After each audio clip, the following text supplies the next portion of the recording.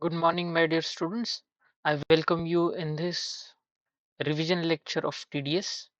This video is recorded under RUSA Lab of SP College. In the regular lecture, I have covered in detail this chapter.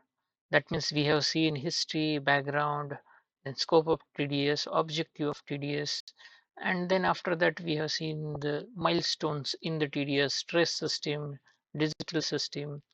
Then we have seen the duties of accountant, uh, in that when to deduct, how much to deduct, when to pay, whom to pay, and after filing, after that how to file the return, everything. But in this video, my focus will be on only exam, your SEM exam and internal assignments. Now let's dive into TDS notes. You'll find these TDS notes on our classroom, and then in the description box of video I will post these notes also. In these notes you will find practical problems, then assignments problems, then I have taken the real life situation. In that you will get the bills. From that, apply these TDS rules and regulations, and then if necessary deduct the TDS, pay amount to the government in the form of a challenge, and then file the return. Correct. Now, if you have any doubts, then my dear students, you can ask your doubts in the YouTube chat box, or you are most welcome in our computer lab. So instead of wasting time, now we'll see one by one tedious important sections and the theory which will help you to get the marks in exam. There is a whole summary. Then, my dear students, in notes you will find history like this. Then after that, mm, because of which problems TDS came into existence, you will find, and then measures, measure what their milestones you will find, and the major decisions or major change in the TDS when that is happened, and what was that change. Now you'll find some common sections here. Then now this is the trace technology, the trace system to generate the TDS certificate and to check the TDS deductions. Correct. Now you can see, you can download your TDS to 26 AS that is available on income tax website. Correct. Then after that, after reading this theory, now we'll not waste our time. As I said, you will find TDS in income tax as well as in GST, and TCS is also in income tax and GST.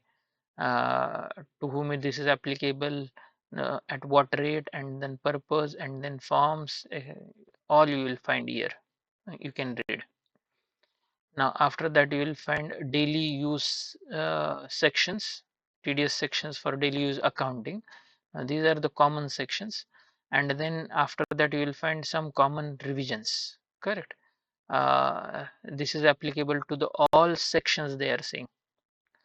Now, which are they then? We'll see. This is very important. What? When to book the TDS? When to deduct the TDS? When to pay? This is the question. What they are saying? Deduct the TDS. Uh, at what? Whichever is earlier. Now, as soon as you book the expenses or make the payment, TDS must be deducted. No need you to wait until you make payment to the vendor. By booking the TDS in the account, sorry, by booking the expenses in the account, at that time only you must book the TDS. यानी कुछ भी हो, आगे payment हो ना हो, आपको TDS journal entry के ही, इस expenses booking के ही समय रिकॉर्ड करना है, और रिकॉर्ड करने के बाद वो मंथ हो जाने के बाद आपको उन पार्टी को नहीं पेमेंट जाता है तो भी गवर्नमेंट को पेमेंट देना है। तो उसके बाद में पैन मैंडेटरी है, तो ये पूरे सिस्टम में पैन लगता है, मैंडेटरी नहीं बोल सकते, मगर पैन नहीं है तो आपको TDS ज़्यादा देना पड़ेगा, 20% देना पड़ेगा गवर्नमेंट को। करेक्ट। तो इससे अच्छा है पैन ले लो, पैन लेके जो रेट बताए गए सेक्शन में उसके हिसाब से टीडीएस डिडक्ट करो, नहीं तो 20% आपका वेंडर भी चिल्लाएगा। और ये सब होने से अच्छा है कि आप करेक्टली सेक्शन के हिसाब से डिडक्ट करो। फिर कब पे करना है ये तो बता है कि कब पे करना है, 7th of next month, but for the March you will get some extra time, that is up to 30 April you can pay. Then after that quarterly return, as I said, you will find 3 forms. Then TDS certificate for salary, uh, in form 16 you can issue the TDS certificate, and form 16A for other type of expenses. Correct. Only 2 forms you will find for TDS certificate. Then these sections are for a resident, okay, unless otherwise specified they are saying. Then GST, no need here, take into account, because from exam point of view we have only TDS, not TCS also, but in syllabus we have covered that we don't have TDS on GST in exam. Correct. Then if you do not pay, they're saying what if you give advance, then if in that advance no income element is involved, then no TDS. Correct. Some advances we give only for security purpose and we get those advances again back. In that case, no need to deduct, because payment or booking of expenses, whichever is earlier, if you make payment first and then you book the expenses, then at the time of payment government is saying book the TDS. But if no income involved in advance, then don't book. Then if TDS is not deducted or deposited, interest plus 200 per day late fee, and in some cases penalty as well. Correct. And in 194C you will find 2 threshold limits for single bill as well as cumulative threshold limit. Correct. These are the common provisions. Now after this you will find common threshold and rate, but we're not going to read these, because for that we have one colorful chart. तो colourful chart थोड़ा सा अच्छा लगता है पढ़ने के लिए, इसको skip करेंगे और जो कॉमन सेक्शन है वो पढ़ेंगे। तो कॉमन सेक्शन के पहले मैं थोड़ा सा अकाउंटिंग आपको बता देता हूँ, आपको क्या करना है। सपोज ये बिल है आपके पास, ओके, मैं आपको बिल भी दिखा दूंगा। तो ये बिल आपको पढ़ना है, यानी उसका स्क्रूटिनी करना है। तो स्क्रूटिनी करना है यानी 1 by 1 जो बिल में दिया है वो पूरा पढ़ लो। पूरा पढ़ने के बाद आप ही खुद को पूछो कि जो एक्सपेंसेस इसमें है वो टीडीएस के जो लिस्ट है उसमें कवर्ड है या नहीं है। तो कवर्ड है तो उसको टीडीएस एप्लीकेबल हो सकता है। ये सब हो जाने के बाद बिल का अमाउंट देख लो, और बिल का अमाउंट देख के उस सेक्शन का थ्रेशोल्ड लिमिट एक बार पढ़ लो। बिल का अमाउंट थ्रेशोल्ड से ज्यादा है तो टीडीएस डिडक्ट करना पड़ेगा। फिर रेट आएगा, रेट के हिसाब से आपको टीडीएस कैलकुलेट करना पड़ेगा। फिर जर्नल एंट्री पास होगी, फिर गवर्नमेंट को पेमेंट होगा, और फाइनली रिटर्न फाइल होगा। तो हमने अभी स्क्रूटिनी कर लिया, टीडीएस भी एप्लीकेबल हो रहा है, तो क्या करेंगे अभी हम एंट्री जो जर्नल एंट्री पास करना है ना उसको देखेंगे। सपोज आप पे करते हो रेंट, और रेंट के ऊपर अभी ये पढ़ने के बाद section for rent 194 I is applicable. तो एप्लीकेबल हो गया, थ्रेशोल्ड से ज़्यादा है, 50,000 पर मंथ से आपका रेंट ज़्यादा है, तो बिल्डिंग का आपको डिडक्ट करना पड़ेगा। तो एंट्री क्या होगा, नॉर्मली इफ टीडीएस नहीं होता तो एंट्री हम ऐसा करते rent account debit to party account, but इधर रेंट है इसीलिए विद टीडीएस है। ये एंट्री क्या आएगा, rent account debit to party account to TDS payable account. Correct. Only just we have added TDS payable on the credit side. That means if rent is 60,000, instead of giving full 60 to party, we have taken something from party's pocket and given to the government. Therefore, let's say here 10% TDS on 60,000, 10% 6,000, 6,000 TDS payable to the government and balance 54,000 to the party. This is the process. This is the first entry. After this first entry, then second entry in the month. Suppose there are 3 rent transactions, 2 contract related transaction, 1 commission related, 1 professional fee. Then for every section make a, uh, a different challan, and after making those challans, pay these TDS to the government through nationalized bank or through other portals also, income tax portal also. Then after paying that tax, pass the entry in your books of accounts that TDS payable account debit to uh, bank, and then after this file the return. For that, if you are doing the accounting in the tally, then display more reports in that statutory reports, then select the TDS. In TDS you will find 26Q, 24Q. Just open that. After opening, if any errors, then rectify those errors. If not, if errors and untraceable transactions are zero, now you can give the payment details in the reconciliation part as well. In the TDS, you will first get the reconciliation and then forms. In forms also, you will find if not reconciled, then untraceable transaction. Open those, just give challan details, that means BSR code and challan number, payment date, etc. And then if everything error and untraceable becomes zero, then save the return and then generate the e-return. You will get the txt file, and after getting txt file, download the utility from trace website and validate your text file.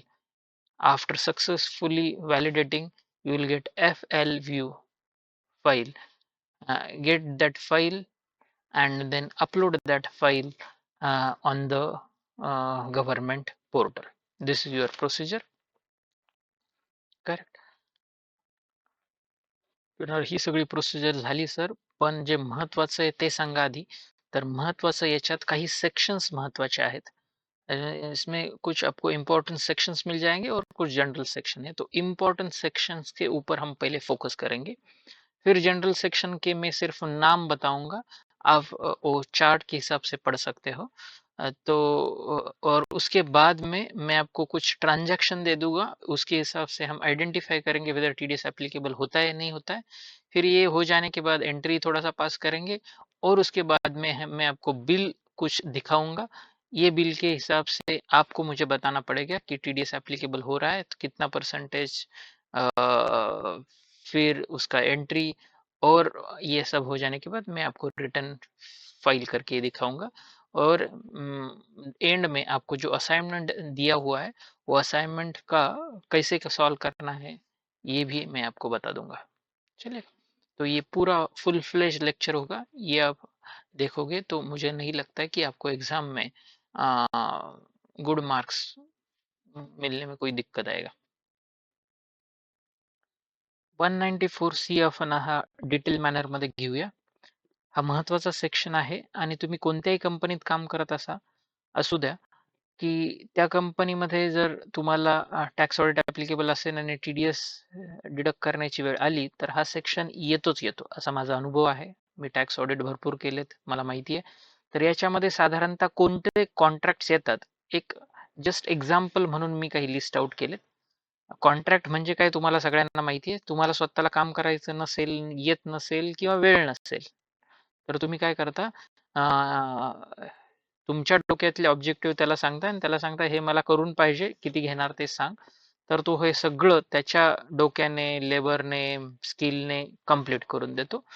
तर असं तुम्ही contract, मग सब contract असू द्या किंवा जॉबवरचं contract असू द्या, याच्यात आपण पाहूया. साधारणतः फॅब्रिकेशनचं कॉन्ट्रॅक्ट येतं, लेबर सप्लायचं कॉन्ट्रॅक्ट येतं, प्रिंटिंग अँड बाइंडिंगचं कॉन्ट्रॅक्ट येतं, रिपेअर अँड मेंटेनन्सचं रेग्युलर, इव्हेंट मॅनेजमेंटचं कॉन्ट्रॅक्ट आहे, सिक्युरिटी, हाऊसकीपिंग, गार्डनिंग. आता याच्यात तुम्ही वाचू शकाल की बिझनेसमध्ये हे असतंच, सिक्युरिटी असतेच, हाऊसकीपिंगही असतं, लेबर असतात, प्रिंटिंगही असतं. म्हणजे तुमच्या बिझनेसमध्ये हा सेक्शन येणारच आहे, तुम्हाला व्यवस्थित करायचं आहे. फक्त ट्रान्सपोर्टरचं कॉन्ट्रॅक्ट जे आहे ना, त्याच्यासाठी थोडासा वेगळा रूल आहे. पण तुम्हाला जर इतर समजले असतील तरच तो पाहायला. ट्रान्सपोर्टरला ट्रान्सपोर्टर कधी ट्रीट करायचं, वेगळं स्टेटस कधी द्यायचं आणि वेगळं स्टेटस कधी नाही द्यायचं ते महत्वाचं आहे. जर छोटा ट्रान्सपोर्टर असेल तर त्याला वेगळं स्टेटस द्या, त्याला जास्त त्रास देऊ नका. 10 पेक्षा कमी ट्रक असेल त्याचा TDS डिडक्ट नका करू. 10 पेक्षा जास्त ट्रक असतील तर इतर जे सेक्शन्स आहे, इतर जे types of contract, labour, printing त्याच्यासारखंच ट्रान्सपोर्टरला ट्रीट करा आणि TDS डिडक्ट करा असं ते म्हणताय. बाकी काही नाहीये. आणि नंतर शेवटी म्हणलं एनी अदर कॉन्ट्रॅक्ट, म्हणजे हे सोडून देखील कोणतेही कॉन्ट्रॅक्ट असतील तरी तुम्हाला TDS डिडक्ट करायचा आहे. म्हणजे खूप मोठा सेक्शन आहे आणि बिझनेसमध्ये येतोच येतो, म्हणून तुम्हाला हा व्यवस्थित लक्षात घ्यायचा आहे. आता त्याचा रेट त्यांनी दिलाय, तर रेटमध्ये दोन कॅटेगरी, 1% रेट आणि 2% रेट. तर 1% रेट 7 टाईपचे पर्सन आहे इन्कम टॅक्समध्ये. इंडिव्हिज्युअल आणि HUF असेल तर 1%, म्हणजे त्यांना बेसिक एक्झम्पशन वगैरे असतं, त्यांचा टॅक्स एवढा येत नाही म्हणून गव्हर्नमेंटने थोडा कमी रेट दिलाय 1%चा रेट. आणि इंडिव्हिज्युअल HUF सोडून सगळ्यांना काही बेसिक, इतरांना काही बेसिक एक्झम्पशन वगैरे काय नसतं म्हणून त्यांच्यासाठी 2%चा रेट, जास्त इन्कम टॅक्स येतो म्हणून त्यांना 2% दिला, असं लक्षात ठेवू शकता. करेक्ट आहे. Individual HUF 1%, other than individual HUF 2%. त्याच्यानंतर थ्रेशोल्ड लिमिट दिले, 2 थ्रेशोल्ड लिमिट आहे. मी मी पुन्हा सांगतो की इतर सेक्शन मध्ये 2 असे नाहीत, ह्याच सेक्शनला फक्त 2 थ्रेशोल्ड आहेत. पहिलं बिल वाईज लिमिट आहे, म्हणजे बिल तुमच्या हातात जे आलंय ना, तर एक बिलची अमाऊंट 30,000पेक्षा 30,000 पेक्षा जास्त असेल तर TDS ऍप्लिकेबल होईल. करेक्ट आहे. मग काहींनी जास्त डोकं चालवायला गेलं. जर समजा 45,000चं कॉन्ट्रॅक्ट झालं तर ते म्हणले 2 बिलं देतो, कशाला TDS डिडक्ट करता. गव्हर्नमेंटच्या लक्षात आलं असे लोक करायला लागले म्हणून त्याने क्युम्युलेटिव्ह लिमिटही दिले 1 लाखचं. म्हणजे वर्षभरात जर या बिलांची टोटल 1 लाखपेक्षा जास्त जात असेल एका पार्टी, त्या पार्टी स्पेसिफाईड पार्टीची, तर काय करणार आहे तुम्ही, TDS डिडक्ट करणार पहिल्या बिलापासून. काही बिलांना तुम्ही समजा 1 लाख पर्यंत TDS डिडक्ट केला नसेल आणि आता पुढे गेल्यानंतर TDS आला, डिडक्ट करावा लागेल, तर पहिल्या बिलापासून राहिलेला जो पेंडिंग TDS आहे तो डिडक्ट करायचा. म्हणजे अंदाज घ्यायचा वर्षाच्या सुरुवातीला जर हा 1 लाखच्या वरती जाईल का नाही. जात असेल तर पहिल्या बिलापासूनच डिडक्ट करा. नसेल जाणार वर्षभरात आणि 30,000पेक्षा त्या एका बिलाची अमाऊंट नसेल जास्त, तर त्या केसमध्ये तुम्ही TDS डिडक्ट करू नका. एवढं सिंपल आहे ते. एक्झाम्पल्स मी दिलेत किती वगैरे काय येईल ते. ऍक्च्युली आपण बिल आणि ट्रान्झॅक्शन सॉल्व्ह करत असताना करू. प्रत्येक सेक्शनला वेगळा वेळ आपण देणार नाही, तेवढा वेळ घालवणार नाही. रिव्हिजन टाईप लेक्चर आहे. त्याच्यानंतर नेक्स्ट सेक्शन आहे section 194J, payment to professionals for their professional and technical services. ज्याला डोकं आहे तो त्याचं ज्ञान वापरून कमवतो त्याला प्रोफेशनल्स म्हणतात. करेक्ट. सॉफ्टवेअरवाले त्यांचं डोकं वापरून टेक्निकल सर्व्हिसेस देतात. तर या सेक्शनमध्ये हे दोन्ही कव्हर केलेले आहेत, प्रोफेशनल अँड टेक्निकल सर्व्हिसेस. तर ह्या सर्व्हिसेस शक्यतो कोण देतो, CA, लॉयर, आर्किटेक्ट देतो. तो त्याच्यामध्ये काय चार्ज करतो, कन्सल्टन्सी फी चार्ज करतो, प्रोफेशनल फी चार्ज करतो, टेक्निकल सर्व्हिस फी चार्ज करतो, सॉफ्टवेअर कन्सल्टन्सी फी. काही लोक कंटेंट रायटिंग करतात, बुक्स लिहितात, त्यांना रॉयल्टी, म्हणजे डोक्याचाच वापर करून प्रोफेशनलच्या या section. Director sitting fee, director लोक, तुम्ही फुल टाइम डायरेक्टर आणि रेग्युलर मॅनेजिंग डायरेक्टर व्यतिरिक्त डायरेक्टर्स असतात बोर्डमध्ये, ते फक्त मीटिंगला येतात, त्यांचं नॉलेज कंपनीच्या ग्रोथसाठी वापरतात. त्यांनाही नॉलेज वापरल्यामुळे काही सिटिंग फी मिळते, तर ही सिटिंग फी 194J मध्ये कव्हर होते. म्हणजे काय, थोडक्यात CA, लॉयर वगैरे ज्यांचे बिल, कन्सल्टन्सी आणि प्रोफेशनल फीचे बिल येतात ते सगळे या सेक्शन मध्ये येतात. तर जर एखादं बिल आलं तर थ्रेशोल्ड तुम्हाला चेक करायचं. थ्रेशोल्ड याचं 50,000 पर इयरचं आहे. बिल 50,000पेक्षा जास्तच असेल तर लगेच TDS डिडक्ट होईल. बिल वर्षभरात CA 2-4 बिलं देतात, ऑडिट फीचं, अकाउंटिंगचं, रिटर्न फायलिंगचं, तर ते सगळ्या तिन्ही बिलाची टोटल एका CA ची जास्त जात असेल तर TDS डिडक्ट होणार. 2 CA असतील, एकाकडे हे दिलं एकाकडे, आणि दोघांची अमाऊंट 50,000पेक्षा कमी असेल तर नाही. म्हणजे पार्टी वाईज थ्रेशोल्ड चेक करायचे तुम्हाला. करेक्ट आहे. तर रेट काय राहील, प्रोफेशनल फी आणि प्रोफेशनल कन्सल्टन्सी फीज अँड रॉयल्टीसाठी रेट 10%चा आहे. फक्त टेक्निकल फीसाठी 2%चा आहे. डायरेक्टरसाठी पण 10%चा आहे. टेक्निकल म्हणजे सॉफ्टवेअर रिलेटेड काही सर्व्हिसेस असतील त्याच्यासाठी 2%. आलं लक्षात. त्याच्यानंतर 194I सेक्शन येईल. 194I हा रेंटचा सेक्शन आहे. तर रेंटच्या सेक्शनमध्ये ते म्हणताय की 2 टाईपचं मेजर रेंट आहे. पहिलं बिल्डिंग, लँड आणि फर्निचर फिक्चरचं असू शकतं आणि दुसरं रेंट असू शकतं प्लांट मशिनरी इक्विपमेंटचं. तर प्लांट मशिनरी इक्विपमेंटमध्ये डिप्रिसिएशन वगैरे सगळं जास्त असतं, त्याच्यामुळे त्याचा रेट 2%चाच आहे. बिल्डिंग याच्यामध्ये इन्कम जास्त असतं, डेप्रिसिएशन कमी असतं. तुम्ही फ्लॅट भाड्याने दिला असेल तर बरंच हे रेंट हे तुमचं इन्कमच असतं. पण मशिनरी भाड्याने दिली तर त्याचं मेंटेनन्स असतो. तर त्याच्यामुळे पहिल्या बिल्डिंगच्या केसमध्ये इन्कम जास्त असतं, गव्हर्नमेंट जास्तचा टीडीएस द्या. तर 10% टीडीएस आहे बिल्डिंग, लँड, फर्निचरवरती आणि 2% मशिनरीवर. लॉजिकली असं लक्षात ठेवा, तुमचं काही एक्झाममध्ये चुकणार नाही. आणि इथेही थ्रेशोल्ड 50,000 पर मंथचं आहे. करेक्ट आहे. इथे 50,000 इयरचं आहे, इथे 50,000 पर मंथचं आहे. करेक्ट आहे. रेंट हे 50,000 पेक्षा मंथली जास्त असेल तर टीडीएस येईल. त्याच्यानंतर सेक्शन 194 एच आहे कमिशन अँड ब्रोकरेज वरती. तुम्ही सेल्समन अपॉइंट केले असतील तर सेल्स कमिशन देता, ब्रोकरेज देता, रेफरल कमिशन्स देता, डीलर इन्सेंटिव्ह हाही कमिशनचा टाईप याच्यात कव्हर होतो.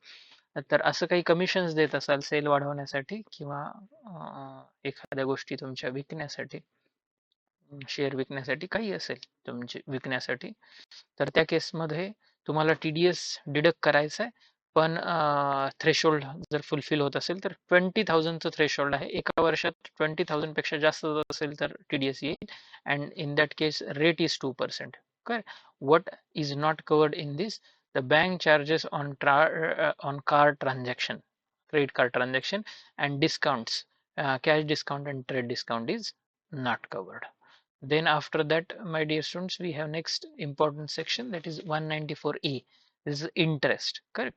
Other than securities, that means interest on shares, mutual fund, this is not covered.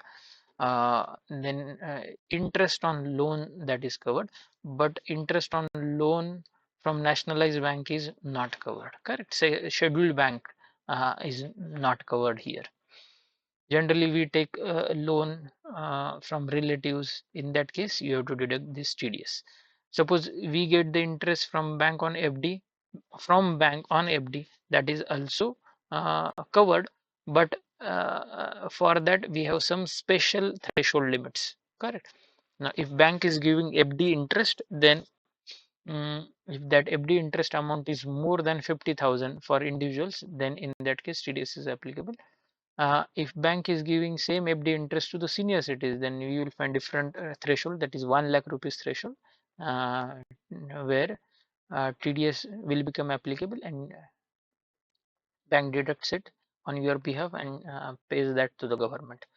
But if you are working in the company, then you have to follow 10,000 rupees threshold limit, correct? If you are paying interest to companies, firms, NBFCs, cooperative societies, correct, then that is covered. If you are paying interest on loan taken from your relative, that is also covered. If that interest amount is more than 10,000, then 10% rate they are saying, correct? Important section. You will find sometimes you do the fund related adjustment by taking loans. Don't forget to deduct TDS, otherwise that will be disallowed. Then after that, there is some different section.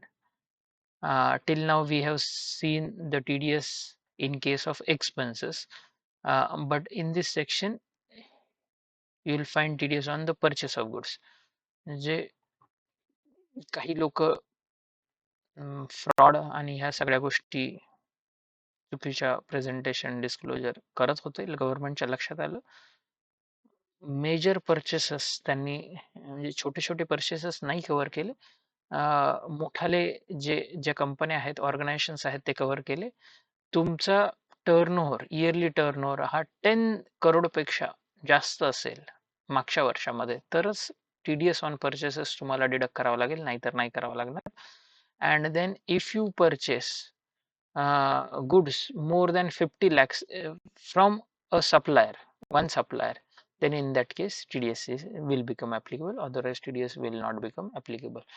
A very nominal rate, that means 0.1% on purchases exceeding 50 lakhs. That means what? Up to 50 lakhs. This is not like other sections. Here what we have seen, once the limit is reached, then you have to deduct the TDS from first bill. Now here government is saying no need to deduct the TDS up to 50 lakhs. After 50 lakhs only you required to deduct the TDS. म्हणजे काय की 70 लाखाचं bill असेल तर फक्त 20च लाखावरती TDS येईल. 0 पासून TDS येणार नाही. आणि वरच्या केसमध्ये एकदा लिमिट क्रॉस झालं तर 70,000चं समजा त्याचं पूर्ण एक्सपेन्सेस झाले किंवा काय झालं तर पूर्ण 70,000वरती थ्रेशोल्ड लिमिटची अमाऊंट मायनस होणार नाही. 50,000 थ्रेशोल्ड लिमिट आणि 70,000चं बिल आहे तर 20च हजारावरती TDS डिडक्ट होईल असं नाही. ते पूर्ण 70 वरती डिडक्ट होईल. पण इथे थ्रेशोल्ड 50 lakhs आहे आणि शब्द आहे एक्सिडिंग 50 lakhs. Therefore, if 70 lakhs rupees bill, then you required to deduct the TDS only on 20 lakhs. This is the unique section. असं सगळ्या सेक्शनला नव्हतं. याच सेक्शनमध्ये शब्द एक्सिडिंग वापरल्यामुळे बाकीच्या ठिकाणी एक्सिडिंग नव्हता, फक्त थ्रेशोल्ड म्हटलं होतं. करेक्ट. थ्रेशोल्ड आपण चेक केलं आणि TDS लावला. पण याच्यात एक्सिडिंग म्हटल्यामुळे नुसतं चेक नाही केलं तर 50 lakhs पेक्षा जास्त असणारी अमाऊंट कॅल्क्युलेट करून त्याच्यावरती TDS लावला. करेक्ट आहे. आणि इथे पॅन नसेल तर 5% आहे. बाकी सगळ्या सेक्शनमध्ये पॅन नसेल तर 20% आहे. थोडासा युनिक सेक्शन आहे, लक्षात ठेवा. एक्झामच्या पॉईंट ऑफ व्ह्यूने महत्वाचा आहे. त्याच्यानंतर सेक्शन I प्रॉपर्टी परचेस साठी आहे. रेग्युलर नाहीये कारण रेग्युलर आपण प्रॉपर्टीज काही घेत नाहीये. तुम्ही एखादा फ्लॅट घेतला मोर दॅन 50 lakhs त्याची अमाऊंट असेल किंवा एखादी कमर्शियल प्रॉपर्टी घेतली ॲग्रिकल्चर लँड सोडून तर त्या केसमध्ये 1%चा TDS तुम्हाला डिडक्ट करायचा आहे. करेक्ट आहे. बिल्डर्सच्या बिहाफमध्ये तुम्ही गव्हर्नमेंटला पैसे देणार. करेक्ट. त्याच्यानंतर जर वरचे सगळे सेक्शन्स ज्यांना टॅक्स ऑडिट ॲप्लिकेबल आहेत त्यांनाच आहेत. पण काही एक्सेप्शन्स आहेत IB वगैरे. तुम्हाला टॅक्स ऑडिट ॲप्लिकेबल नसेल तरी पण तुम्हाला TDS डिडक्ट करायचा आहे ज्यांना तुम्ही पैसे देताय त्यांचा. ई कॉमर्सच्या ट्रान्झॅक्शनमध्ये 194Q मध्ये TDS येणार.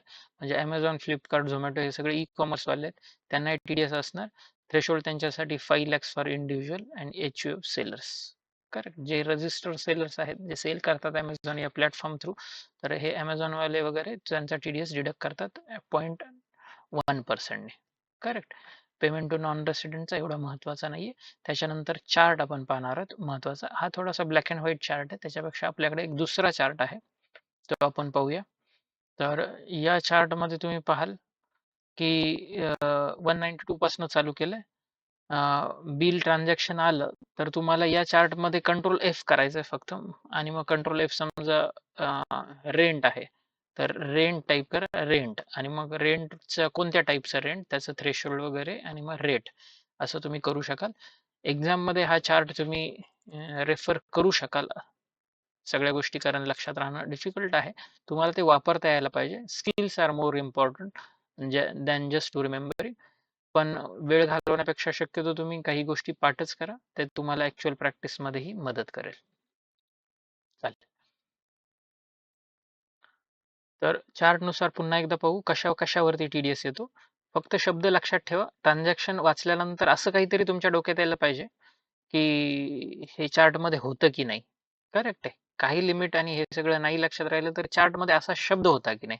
तर साधारणतः चार्टमध्ये कोणते महत्वाचे शब्द आहे? Salary, dividend, interest, then contract, then after that transporters contract, commission, insurance commission, brokerage, other types of commissions, then rent on building, land, plant, machinery, etc. Then after that the purchase of immovable property. Then after that the rent not covered under 44EB, that means tax audit. Then consideration to the landlord under land development agreement, then professional fees, then payment by individual, non-audited individual for contract, commission, professional fees. Correct. Then if you withdraw the cash, this is very much important. Uh, but we have huge threshold. Generally, you will not find, but 1 crore, 3 crore rupees मोठी cash बँकेतनं withdraw केली तर त्या केसमध्ये bank तुमचा TDS deduct करून घेते 194N खाली. तर याचे तुम्ही वाचू शकता. ऑडिट केलं असेल नसेल तुम्ही मागच्या 3 वर्षाचे रिटर्न फाईल केले नसतील करेक्ट आहे. तर वेगळा थोडासा थ्रेशोल्ड आहे आणि केले असतील तर वेगळा आहे. साधारणतः 20 लाखापासून स्टार्ट होते. 20 लाखाच्या पुढे कॅश विड्रॉ केली तर तुम्हाला थोडंसं काळजी घ्यावं लागेल. बँक नाहीतर TDS डिडक्ट करेल. नंतर ई-कॉमर्स पार्टिसिपंट्स आहेत, तर त्यांचाही TDS आहे. पर्चेस ऑफ गुड्स आहे. आपण तो पाहिला. टर्नओव्हर इथे आहे आणि ट्रान्झॅक्शनचं लिमिट. 2 लिमिट्स आहेत थोडक्यात. चेक करा ॲप्लिकेबल होतं की नाही पहा. शक्यतो होणार नाही. कारण हे मोठ्याच ऑर्गनायझेशनमध्येच ॲप्लिकेबल होईल. मोर दॅन 10 करोड टर्नओव्हर पाहिजे. On the perquisites for business, correct? Then TDS on benefit and perquisite of a business. Then payment for virtual digital assets. Then after that, the payment made by firm LLP to the partners for interest and remuneration. हाही महत्वाचं. पार्टनरशिपमध्ये तुम्ही काम करत असाल एखाद्या बिझनेसमध्ये आणि interest and remuneration more than 20,000 देत असाल तर 10% रेट आहे गव्हर्नमेंट म्हणतंय. करेक्ट. देन सॅलरीसाठी काय 192 सेक्शनसाठी टेंटेटिव्ह सॅलरी किंवा पूर्ण इयरची साधारणतः किती सॅलरी होईल एप्रिल मंथमध्ये अंदाज घ्या इंटू 12 करून. त्याच्यानंतर काही डिडक्शन्स वगैरे अप्लाय करा आणि इन्कम टॅक्स स्लॅब्स वापरून पूर्ण वर्षाचा टॅक्स किती येतो ते पहा, डिवाइड बाय 12 करा आणि मग त्या ॲव्हरेज रेटनी TDS भरा असं ते म्हणतंय. नंतर हे ट्रक्सचं मी ट्रान्सपोर्टरचं सांगितलं तेच आहे.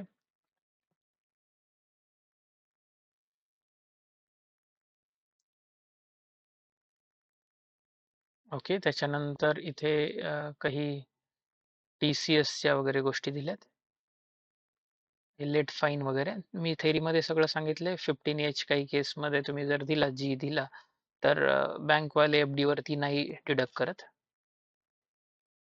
काय नंतर TCSचे कशावरती आहे तर स्क्रॅप वरती जास्तीत जास्त येतो. लक्झरीज गुड्स वरती आहे. फॉरेन रेमिटन्स फॉर एज्युकेशन आहे. लिमिट्स भरपूर आहेत पण स्क्रॅपला लिमिट नाही आहे. त्याच्यावरती कोणतंही स्क्रॅपचं बिल असू दे TCS येईल. 1% रेट आहे. नॉन पॅनसाठी 5% आहे इथे आणि ड्यू डेट्स दिल्यात. करेक्ट. असा हा चार्ट आहे. तुम्ही समजून घेऊ शकाल. महत्वाचा चार्ट आहे. आता हे सगळं झाल्यानंतर तुम्हाला एंट्रीज आणि ह्या सगळ्या गोष्टी मी सांगितल्यात. त्याच्यानंतर एक छोटासा प्रॅक्टिकल प्रॉब्लेम आहे जो क्लासमध्ये आपण टॅलीवरती सॉल्व्ह करून घेतला. टॅली सॉफ्टवेअर आवडत असेल तर टॅलीवरती करा. जरा सोपं जातं. ऑटोमॅटिकली अमाऊंट कॅल्क्युलेट होते. कॅल्क्युलेटर वापरायची गरज लागत नाहीत आणि ज्या गोष्टी गव्हर्नमेंटला द्यायच्या त्या टेबल फॉर्ममध्ये त्यांना जशा पाहिजे तशा बनवून मिळतात. नसेल टॅली बनवायचं वापरायचं तर एक ऑफलाईन युटिलिटी एक्सेलची तुम्ही गव्हर्नमेंटच्या त्या ट्रेसच्या वेबसाईटवरनं डाउनलोड करू शकता. त्याच्यात TDSची इन्फॉर्मेशन टाका, व्हॅलिडेट करा, रिटर्न भरा. तर चॉईस तुमची. एक्झाममध्ये देखील तुम्हाला 2 ऑप्शन आहे. एक्सेल जरी वापरा नाहीतर टॅली वापरा. तर या प्रॉब्लेममध्ये तुम्हाला मदत करण्याचा प्रयत्न केलाय. ट्रान्झॅक्शन दिलंय आणि थोडीशी हिंट ब्रॅकेटमध्ये दिली आहे. तर आपण वाचूया. Your name, assume that you are entering this transaction in your books of accounts, and just for the practice I have given the TAN number as well. Then first transaction on 1st April you received a fabrication bill of rupees 48,000 from Sri Fabricators. And who is Sri Fabricators? Sri Fabricator is the firm having PAN number dash dash dash for aluminium partition work. Correct. Let it be any work, but this is fabrication contract. Fabrication contract म्हटल्यानंतर लगेच तुमच्या डोक्यामध्ये आलं की fabrication word कुठेतरी येऊन गेला त्या चार्टमध्ये किंवा त्या TDSच्या सगळ्या सेक्शन्समध्ये. तर फॅब्रिकेशनचं कॉन्ट्रॅक्ट याचा अर्थ TDSच्या प्रिव्ह्यूमध्ये येतं. मग TDS मध्ये येतं तर मग थ्रेशोल्ड लिमिट एकदा चेक करा. थ्रेशोल्ड काय आहे, कोणत्या सेक्शन खाली येतं. 194C इथे लिहिलंय तर 194C कडे जायचं. चार्टमध्ये 194C ला जायचं. करेक्ट. किंवा हे कॉन्ट्रॅक्ट आहे. लक्षात आल्यानंतर कंट्रोल F नी कॉन्ट्रॅक्ट टाईप करायचं. मग कॉन्ट्रॅक्ट झाल्यानंतर हेच येईल 194C. 194C आलं तर मग इथे बिलाची अमाऊंट पहा 48,000 आणि चार्टमध्ये किती अमाऊंट दिली आहे इथे पेमेंट टू कॉन्ट्रॅक्टर 30,000 ची.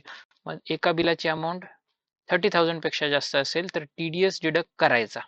ऍप्लिकेबल तर झालाय त्या नेचर ऑफ एक्सपेन्सेस नुसार, पण टीडीएस डिडक्ट करायचा. तर टीडीएस डिडक्ट करायचं. येस. आणि मग हा कोण आहे? फर्म आहे. तर मग चार्टमध्ये पुन्हा जायचं आणि इथे पाहायचं फर्मसाठी काय रेट आहे. तर फर्मसाठी 2%चा रेट आहे. टीडीएस डिडक्ट होणार 2%ने. मग एंट्री काय येईल? फॅब्रिकेशन वर्क हे रिपेअर मेंटेनन्स असू शकतं किंवा कॅपिटल एक्सपेंडिचरही असू शकतो. तर इथे आपण इझी जाण्यासाठी रिपेअर अँड मेंटेनन्स ॲझ्युम करूया. फॅब्रिकेशन बिल असं हेड नाही करणार. स्टँडर्ड हेड त्याचं आहे repair and maintenance account debit 48,000 to Shri fabricators to TDS payable. मग टीडीएस पेएबल 2%चा 48,000 into 2%, that means you will get 960 rupees. On a calculator you can check, and then balance amount 48,000 minus 960 something in front of Sri Fabricators. Okay, very simple. मग अशा month मध्ये सगळ्या ट्रान्झॅक्शनच्या entry pass करायच्या. Either purchase voucher type वापरा किंवा journal voucher type वापरा.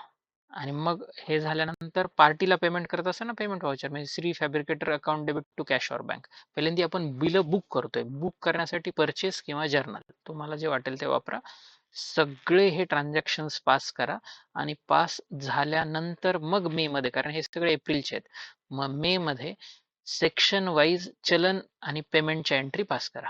म्हणजे पेमेंटची एंट्री झाली की चलन ऑटोमॅटिक जनरेट होईल. मग हे सगळं झालं का मग एप्रिल मे जून होईल आणि जुलैमध्ये तुम्हाला 26Q जनरेट करायचा आहे. तो कसा करायचा ते आपण सगळं पाहूया, पण साधारणतः ह्या सगळ्या प्रोसिजर आहेत. आता 7th अजून एक ट्रान्झॅक्शन पहा. On 7th April plant and machinery rental invoice of rupees 36,000 was received from PowerTech Rentals. Rentals, rent वगैरे असा शब्द लक्षात येतोय. मग टीडीएसच्या चार्ट मध्ये जा आणि इथे रेंट टाईप करा किंवा पहा. तर रेंट तुमच्या लगेच लक्षात येईल 194I आहे आणि हिंटसाठी यांनी 194I इथे दिलेलाच आहे ब्रॅकेटमध्ये. तर 194I कडे तुम्ही आला, मग चार्ट मध्ये पहा की लिमिट काय दिलंय. 50,000 पर मंथचं लिमिट आहे. पुन्हा क्वेश्चनकडे या. 7th नंबरचा क्वेश्चन मध्ये रेंट काय 36,000चं. रेंटल इनवाइस हे एप्रिलचं चाललंय, म्हणजे एप्रिल मध्ये 36,000चा रेंट आहे. होईल का टीडीएस डिडक्ट किंवा ऍप्लिकेबल? नाही होणार. जरी रेंटसाठी काही चार्ट मध्ये प्रोव्हिजन असली, नेचर ऑफ एक्सपेन्सेस कव्हर झालाय, पण थ्रेशोल्डमुळे टीडीएस डिडक्ट झाला नाही. टीडीएस याच्यावरती येणारच नाही. म्हणजे नॉर्मल एंट्री होईल याची. काय rent account debit to Powertech rentals. Correct आहे. परचेस किंवा जर्नल मध्ये अशी एंट्री करून टाका. असं सिंपल आहे. फक्त आयडेंटिफाय करायचंय होतोय की नाही. होत असेल तर विथ टीडीएस एंट्री करायची. होत नसेल तर विदाउट टीडीएस रेग्युलर एक्सपेन्सेस बुकिंगची एंट्री करायची. आता इन्शुरन्स कमिशन आहे. इन्शुरन्स कमिशन 34,000चा आहे आणि तुम्ही इन्शुरन्सचा जो सेक्शन पाहिला होता, इन्शुरन्स कमिशन 20,000चा आहे. ते ऍप्लिकेबल होईल, येईल, एंट्री करा त्याप्रमाणे. करेक्ट आहे. आता इथे 70 लॅक्स हे कॅश विड्रॉल. त्याच्या आधी मला वाटतं एक परचेसचं ट्रान्झॅक्शन दाखवा. 15 एप्रिल यू परचेस्ड नाही. हा, your company turn over more than 10 crore दिला. Purchase a goods for ₹58 lakhs from Mahalakshmi steel trader. Purchase of a goods त्या केसमध्ये सेक्शन 194Q येतोय. मग परचेस किंवा परचेस फाइंड आउट करा. तुम्हाला इथे परचेस टाईप केलं, फाइंड आउट केलं तर 194Q येईल. हा सेक्शन येईल. मग 10 crore पेक्षा जास्त आणि 50 lakhs पेक्षा बिलाची अमाऊंट जास्त. तर इथे आहे का 10 crore पेक्षा जास्त आणि बिलाची 50 lakhs पेक्षा आहे, म्हणजे टीडीएस डिडक्ट होणार. मग टीडीएस डिडक्ट होणार तर टीडीएस डिडक्ट कसा होणार? नॉर्मल परचेसची एंट्री काय? परचेस टू पार्टी येईल. आता इथे entry purchase account debit to party to TDS payable. किती? 0.1%. पण 0.1% कशावरती? फक्त 8 lakhs वरती. कारण 50 lakhs वरती येणार नाही. फक्त 8 lakhs वरती 0.1%चा टीडीएस येईल. असं तुम्हाला करायचंय. कॅश विड्रॉ केली Srishti agro private limited. Withdraw 194N section आहे in cash from its current account during the month from its bank. आता इथे रिटर्न फाईल केले, नाही फाईल केले, काहीच म्हटलं नाही. तुमची चॉईस आहे. सोपं जाईल असं करा. रिटर्न फाईल केले अझ्युम करा. मग लिमिट तुमच्यासाठी 1 करोडचं राहील. किती 70 लॅक्स विथड्रॉ केली? येणार नाही. नॉर्मल कॅश विथड्रॉची एंट्री. करेक्ट.